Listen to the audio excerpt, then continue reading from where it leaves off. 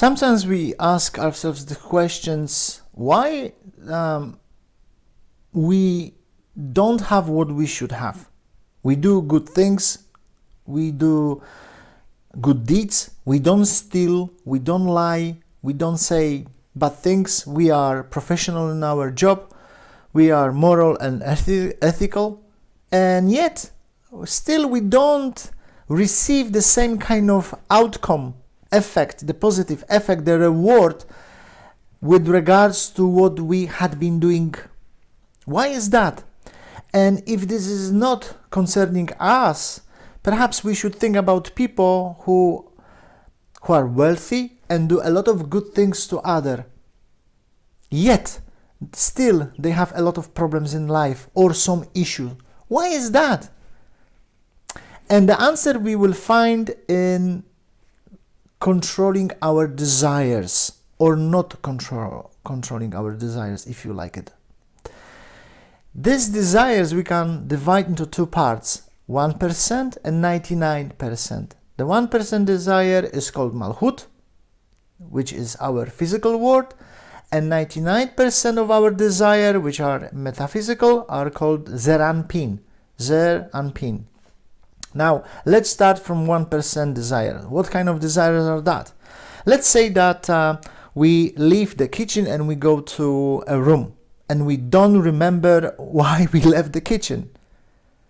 We just forgot for a second why we just, approached the room. We came into the room and we said, why did we go here for? We just don't remember that. And let's say another situation. Personally, on my way to the airport on vacation, I forgot my phone, my cell phone. I left it. And I say, oh, I left my cell phone. It's not a coincidence that I forgot my cell phone. Another example could be waiting in a queue, in a restaurant, in a shop, and somebody approaches us. We let's say, wait in a line. And we suddenly, we don't know why, the other people just look in a different direction, or they look at the phone, on the cell phone. Nobody called them. Nobody sent a message. Why do we do this? And that kind of stuff. Why, for example, we spend so much time on our diet and physical exercise. All of this stuff pertains to 1%. And why I didn't remember I left the kitchen and went to a room? Because I was thinking about myself. It was ego thinking. Why I forgot my cell phone on the way to the airport? Because I was focusing on myself. I was not thinking about other people, for example.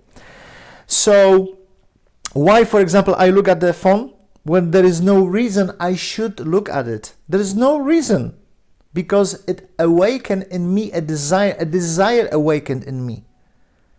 What kind of desire? I felt bad. What do you mean I felt bad? Lonely. I could feel lonely. I don't want to feel lonely. I want to be with someone at that time. So I need to look at phone, because I'm not alone anymore. I am with the phone. And that's true, whether we like it or not. And how about this exercise or this diet? Of course, exercise and diet are very important for us, and they should be. But how much time we spend, really? How much life, time, effort, and money we spend for this one small desire, which is of course important. But how much time? Sometimes it's hours a day, just to make sure that we eat a proper food, just to make sure that we have time for our exercise, which is okay. But how much we left desire or desires that we are missing in 99% in so-called Zeir Anpin. So all this desire from Malchut I just mentioned about are important. But there are even more desires, because in Zeir Anpin, in the metaphysical place, there is 99% of all desires. And these desires, I would say, they are much, much more powerful than the desire from 1% only. So what kind of desires are in 99%. And how we should control these desires that we cannot control, or it's so difficult to control them. The problem is that we are not aware of these desires, and we should be aware of that. We don't know what our desires are. For example, I go for shopping with my wife, and we have been shopping for 4 hours already. But this is second shop, and there is another 8 in the line waiting for me. Now, 4 hours in 2 shops, and there are phone calls from clients I didn't pick up. There are mails I didn't answer to. There are messages important, let's say, that I should take care of because I'm earning money. I'm not doing shopping. Now, so of course, I'm not saying that we shouldn't reply or we shouldn't call back. Of course, we should. But I'm not talking about that. That's only justification of what I don't want to see in me. I don't want to see that there is a desire that is controlling me. And it's not the phone call. It's not the message. It's the place I am at right now with my wife doing shopping. I am so already tired that I don't have a desire to pay attention what she's doing.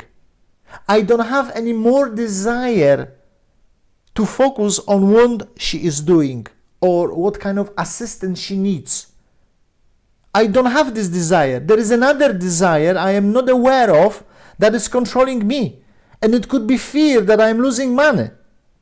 So therefore I should call this client. And this desire that I am not aware of, this fear, this excitement, this anxiety, whatever that is, this chaos, this pain, is controlling me. So I even don't know what kind of desire is that. I just know that I should call back the client. I should go to the office right now. And that is the most important thing I should take care of. That's 1% desire. This is 1% desire. But 99% desire, it's awakening in me. And I should develop a new desire to control the fear, to control the previous desires. For example, we know the story about these 12 boys in Thailand in Tham Lang cave. Now, do we have a desire to be there instead of them? Do we have this desire to swap, to be there in the cave? No. We don't have this desire, I would say, right? We don't have this kind of desire. Why not? So what kind of desire we have? If we don't have a desire and we are not aware of, how can I know what kind of desire is ruling me at that time? I don't have this desire to be in Thailand in this cave. Of course, it's not a coincidence that there is 12 boys plus 1 teacher in the month of Tammuz, in the month of Cancer. It's not a coincidence. We're talking about 12 souls. But that's a different story, that they met together in this kind of circumstances. But why I don't have this desire? You see, I don't awaken a desire because I don't want to have it. This pain they are going through. So different kind of desires is controlling me now. And I cannot hold on to this desire, keep it, hold it, and transform it. How can I transform this desire? I'm not saying that I shouldn't go and call again. I'm saying that I am now aware of the fear I could have by saying losing money. And I should hold this desire and transform. How can I transform? By focusing on other people's needs, on other people's issues. Therefore, it's not also a coincidence that I am with my wife on shopping and the desire I don't want to awaken in me. It's a chance now to transform it. How? Not thinking about myself.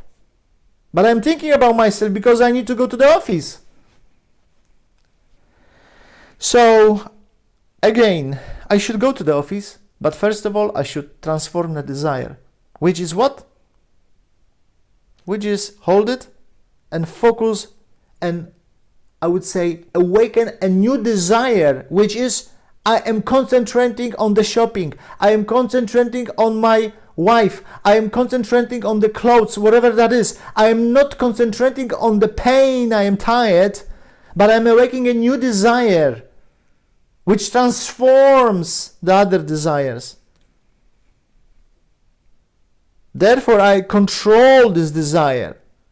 I am not allowed this desire, so it controls me. Because if I go to the office, or if I call right away back and talk on the phone for half an hour, it doesn't mean that I will not earn money. I will. But will I transform the desire? If not, who knows what will happen with the money? Who knows what will happen with the business? Who knows what will happen with the agreement I'm going to sign? So, on our day, on a regular basis, there could be even a small challenge. Somebody says something which upset us, or did something to us which also upset us. And all day we just feel empty and depressed. Why? You see, because it's not about this person. It's not about what the person did to us or the circumstances. It's about what kind of desire was there. What kind of fear, chaos, pain was there. I didn't want to transform. So it upset me. I couldn't control this desire. I couldn't control this, I would say for you, emotions, if you like it. Emotions is not a desire. But if this can help you, it's okay. So I shouldn't have allowed this state of consciousness control me. And if we talk about these three fundamental desires, which is money and business, the prosperity, which is family, the relationship, and which is the health, the third one. In these three areas, on a regular basis, we have a lot of challenges.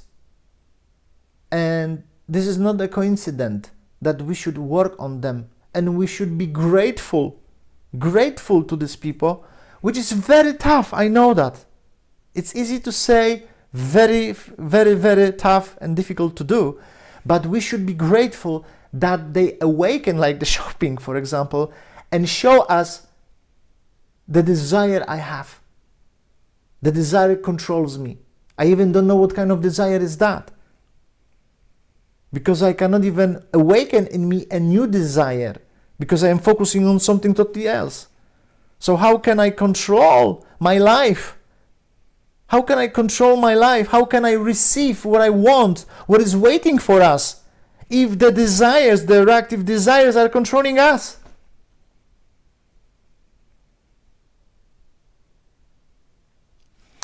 So it would be a good idea to think about it and see how we behave, and see if there is a time, if there is spot, if there is, I would say, some place for our transformation next time.